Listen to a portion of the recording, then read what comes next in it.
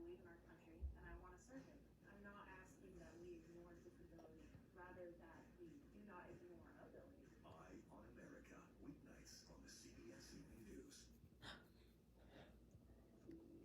I used to think nothing was scarier than death. The way she's laying. So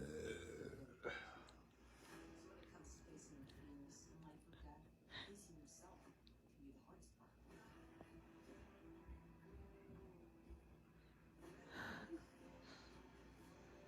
I saw that.